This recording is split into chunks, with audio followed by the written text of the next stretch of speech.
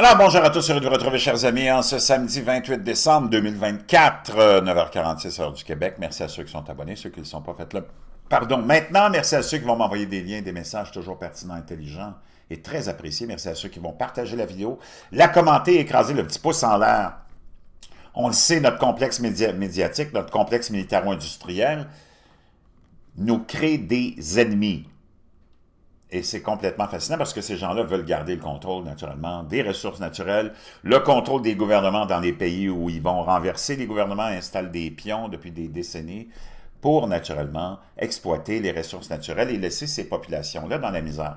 Mais il y a eu un changement qui s'est effectué et ça a donné naissance au fameux groupe BRICS que tu connais, qui va prendre en 2025 une ampleur qui va vraiment surprendre l'Occident, la Russie et la Chine étant, et l'Inde, mais la Russie et la Chine étant à la base de ce groupe-là, qui va représenter probablement plus d'une centaine de pays.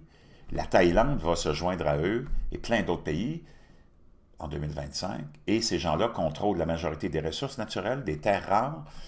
Avec les changements climatiques qui fait que l'Afrique a connu des pluies hallucinantes et où on construit des centrales hydroélectriques et que tout le monde pensait que c'était fait par des gens illuminés parce qu'il n'y avait pas d'eau. Ces gens-là savent très bien ce qui se passe et que les changements climatiques sont cycliques et que l'eau se dirige et se transfère vers ces régions-là.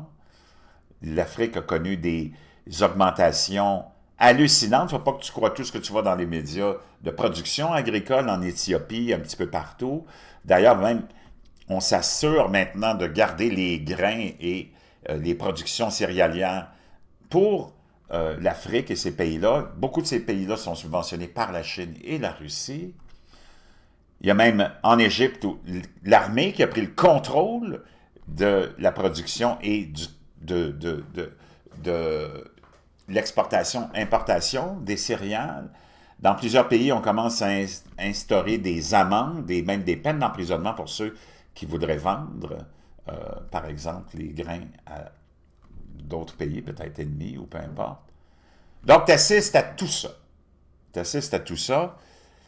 Et 2025 va être une escalade de ça. Pendant que ces pays-là s'en vont aussi dans la production du pétrole, gazière et de charbon pour développer leur économie, notre élite d'hystériques climatiques, de cinglés qui ont pris le pouvoir et le contrôle des politiciens marionnettes, nous amène dans la misère la plus totale. L'Allemagne étant le plus bel exemple d'un pays qui s'en va dans l'effondrement total, parce qu'on a écouté les hystérologues du climat, et on a fermé toutes les centrales nucléaires, on a fermé le gaz et tout ce que tu peux imaginer pour se remettre à la dépendance de l'éolien et du solaire. Tout le monde veut sauver la feuille d'orphelin, mais il n'y a rien qui est vraiment efficace pour l'instant. L'Europe va faire face à une crise hivernale incroyable. Je pense que le mégawatt est rendu en Allemagne à 1000 $, et ça va augmenter parce que le 1er janvier, il y a quelque chose qui se produit, c'est que la Russie va arrêter de vendre son pétrole et son gaz, surtout naturel, à l'Europe. Donc, c'est quelque chose dont on ne parle pas, mais l'Union européenne doit chercher une position commune sur la fin prochaine du contrat régissant le transit du gaz russe par l'Ukraine. Le 1er janvier 2025, un important contrat régissant le transit du gaz russe par l'Ukraine prendra fin, ce qui aura des conséquences importantes sur les exportations restantes de gaz russe vers certains pays de l'Union européenne. Malgré la guerre en Ukraine, le gaz a continué à circuler via un gazoduc traversant le pays. Il n'y a eu jusqu'à présent aucune perturbation significative de cet approvisionnement en gaz, même si l'Ukraine, dans le cadre de son incursion dans la région russe de Koursk, a pris le contrôle de la seule station de comptage active pour l'entrée du gaz russe en Ukraine. La fin du contrat de transit marquera un tournant important, car le gaz via l'Ukraine, régi par le contrat, représente actuellement la moitié des exportations restantes de gazoduc de la Russie vers l'Union européenne et un tiers des exportations totales de gaz russe, y compris le gaz naturel liquide.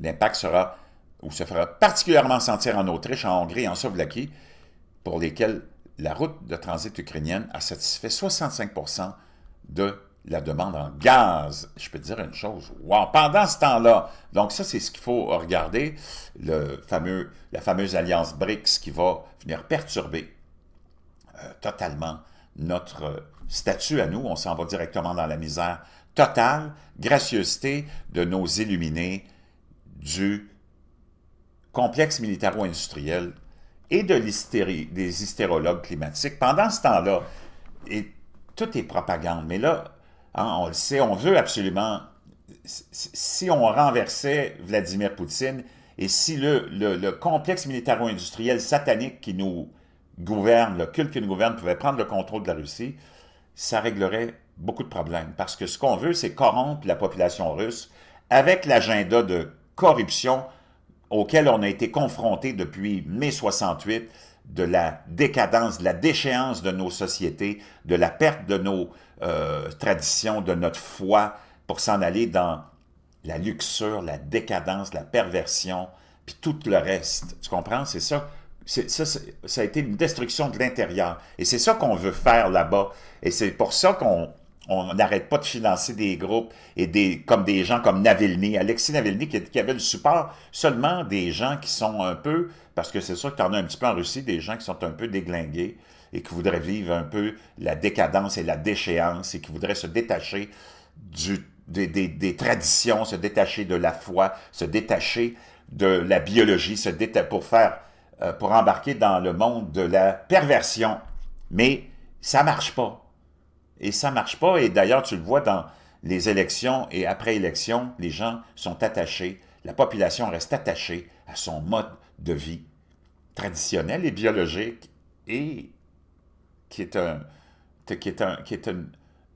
comment dire, qui est la seule solution pour avoir une société équilibrée. Et c'est ça qu'on veut déstabiliser. Quand ton complexe militaro-industriel te dit « on s'en va répandre la démocratie ailleurs », c'est de la bullshit. Ce qu'on veut, c'est on veut exporter notre modèle de décadence dans la population, parce que quand ta population vit dans la décadence, tu peux faire ce que tu veux avec elle. Et si tu regardes la population européenne dans son ensemble, de l'Occident, et la population du Canada et des États-Unis dans son... Ben, pas des États-Unis, parce qu'on a vu, les Américains ont gardé la foi, et c'est pour ça que comme tout a été exposé de l'agenda des démocrates, puis on va aller l'écouter, là, c'est un peu satanique, ben les gens, comme ils ont la foi, les musulmans, les Afro-Américains, les Hispaniques, on dit non, nous autres, on ne peut plus continuer avec cet agenda de folie-là. Mais au Canada, on a laissé la foi, et c'est pour ça qu'on est des victimes de ce culte qui nous gouverne. Et c'est ça qu'on veut absolument faire dans le monde entier, c'est enlever, essayer d'arracher toutes les populations à leur culture, à leurs racines, à leur modèle, à leur foi, pour pouvoir les exploiter et les amener dans la décadence totale. Là, la dernière en liste, c'est « Je suis le guerrier César à la tête de l'armée anti-Poutine en Russie. Nous veillerons à ce que Vlad tombe comme son ami faible Assad en 2025. » Donc, un autre wacko, hein, comme les Navalny, comme les Wagner, hein, tout le monde veut essayer de faire tomber. Mais dans le fond, c'est notre complexe satanique qui veut faire tomber ce gouvernement-là, parce qu'on veut aller corrompre la population avec un agenda de libéralisme, de gauchistoïde, puis de progressisme, puis de LGBTQ++. Le chef du groupe militant anti-Poutine combattant en Russie affirme que le tyran est sur le point de tomber comme son ami Bachar el-Assad, Maximilien Andronikov, plus connu sous le nom de César. Wow, ces gens-là sont démentiels. Déclare qu'il se battra jusqu'au Kremlin ou jusqu'à ce qu'il tombe. Vladimir Poutine pourrait être rapidement vaincu comme son ami Bachar el-Assad, affirme un militant. Ici, tu as le Maximilien. As-tu vu le visage? Wow! Dirige un bataillon de dissidents russes. César, 50 ans, est le chef de la Légion de la liberté de Russie. Un groupe militant de Russes cherchant à renverser Vladimir Poutine vient d'être élu par plus de 80% de la population. Actuellement, lui et ses hommes combattent dans l'est de l'Ukraine contre l'armée russe. L'homme de 50 ans a déclaré au Sun qu'il était prêt à se battre jusqu'au bout et à voir le dictateur tomber, mais César pense que Poutine pourrait être renversé rapidement car l'armée russe se dirige vers le même type d'échec critique que celui qui a affecté son ami. C'est complètement cinglé. Je viens de t'expliquer que la Russie et la Chine sont la base de cette alliance qui va détruire l'Occident et l'alliance de l'Occident et le G8, le G20, appelle-le comme tu veux. C'est une puissance incroyable. C'est tellement du délire. Notre complexe médiatique est vraiment ridicule. César a déclaré, il a utilisé des armes chimiques contre son propre peuple, on va l'écouter maintenant. On va l'écouter avant. Ça explique à peu près, mais je te dirais, tout ce qui se passe dans nos pays occidentaux, puis notre complexe politique. Ce qui s'est passé avec la victoire de Donald Trump, ben, ici, tu as Brian Williams, qui est un gars vraiment de la gauche, puis gauchistoïde, qui explique ce qui est arrivé. Et ce qui explique la défaite de Kamala Harris et des démocrates. It is tough love time for the Democratic Party. I think it needs to be stripped down and rebuilt. I think that means a change in leadership. Donc, le Parti démocrate doit être détruit et reconstruit. Ça prend un changement de leadership. I want to know who thought it was a good idea that Joe Biden stand for another 4 years. Il dit, je veux savoir c'est qui a eu la brillante idée qui pensait que Joe Biden pouvait se représenter un autre 4 ans. At 80 years of age. À 80 ans. 37% avec 37% de popularité et d'appui dans les sondages. Brian Williams, c'est un gars de la gauche anti-Trump, il déteste Trump comme tu ne peux pas l'imaginer. C'est un gars de MSNBC, là. Okay? So then that saddled the party with a British-like short campaign season for them. I think it's insulting when members of the working class, which the Democratic Party has lost entirely. Donc, il dit, le Parti démocrate a perdu la classe ouvrière totalement, puis c'est insultant pour la classe ouvrière. C'est insultant de leur dire, puis de continuer à mentir en leur disant que l'économie va bien. Right. A 12-pack of Bounty is 40 une caisse de 12 de bière, j'imagine, Bounty, c'est 40 $. Rich folks don't feel Les riches le sentent pas, ça. Poor folks already switched to Sparkle during the... Déjà, la classe ouvrière et les pauvres, pendant la COVID, ont déjà lâché la bière pour se lancer dans l'eau pétillante. Tu sais. During the lockdown. And I think telling them that the NASDAQ is gangbusters et leur dire que la Nasdaq est en train d'exploser is further insulting. Est encore plus insultant. I think the biggest unforced error of the Biden administration. La plus grande erreur de l'administration Biden et de l'administration Trudeau et de l'administration Legault et de l'administration Macron et de l'administration de tous les autres pays de l'Orient, de l'Occident occidental. By far was the border. C'est de leur dire que les frontières étaient sécurisées puis qu'il n'y avait aucune crise aux frontières. Ça, c'est Brian Williams, un gars de la gauche, là, vraiment anti-Trump, de MSNBC. To tell people it's not a problem is insulting. C'était insultant de leur dire que c'était pas un problème. For the working class to see incoming pour la classe ouvrière de voir plein d'immigrants illégaux arriver welcome bag, qui reçoivent des sacs de bienvenue, debit card, des cartes de débit and motel rooms, et des chambres d'hôtel. Is probably insulting as well.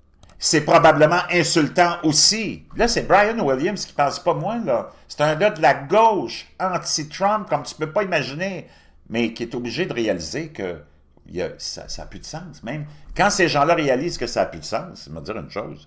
Wow!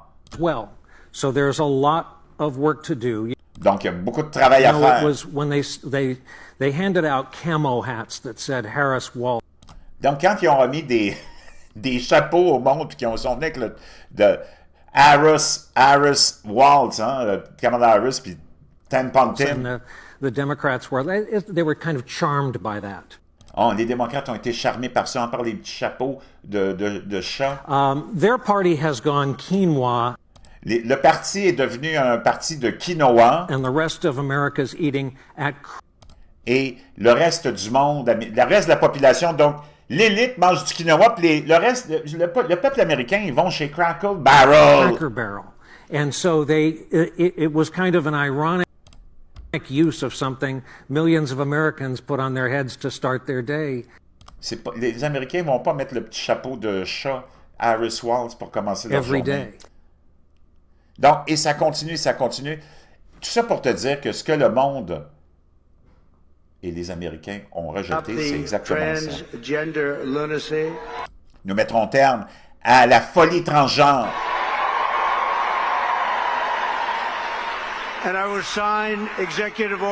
Et je vais signer un décret pour arrêter les mutilations sexuelles des enfants. Sortir les transgenres de l'armée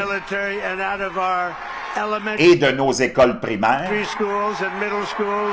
et de nos collèges et lycées. Et on va sortir les hommes des sports de femmes, des toilettes de femmes, des vestiaires de femmes.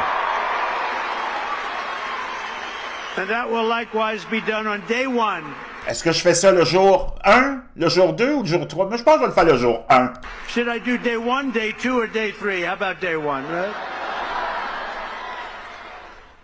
Under the Trump administration, it will be the official policy of the United States government that there are only 2 genders. Donc, ça va être la politique du gouvernement américain officielle. Il y a seulement 2 sexes. Male and female. Mâle ou 2 genres, mais j'aime pas utiliser le mot genre. Le terme genre, c'est plus, c'est comme un concept industriel. Là. Masculin et féminin. Wow! Comprends-tu? On en est rendu là. Et c'est ça qui est la beauté de la victoire de Donald Trump et le fait que les Américains se soient levés en espérant que ça va amener. Parce qu'on n'a rien, moi j'ai rien contre la communauté gay, lesbienne, trans même. C'est un choix sexuel, tu fais qu'est-ce que tu veux. Mais tu peux pas avoir un traitement spécial. Tu vas être traité de la même façon que tout le monde. Tu n'auras pas une petite journée spéciale trans, une petite journée spéciale licorne, une petite journée spéciale ceci à la Maison-Blanche ou à l'Élysée ou au Parlement canadien ou... Non! Non! Tu vas être traité comme tout le monde, sur le même pied d'égalité, parce que tu es un citoyen comme les autres. Puis il n'y aura pas de traitement de faveur. Parce que c'est quoi? Qu'est-ce que ces gens-là veulent? Un traitement de faveur? Des passe-droits? Non! Tout revient à la normale, et c'est ça qu'on espère qui va rester. Pendant ce temps-là, ben, on essaye de faire tomber les autres pays en leur important notre démocratie, qui est dans le fond notre dépravation.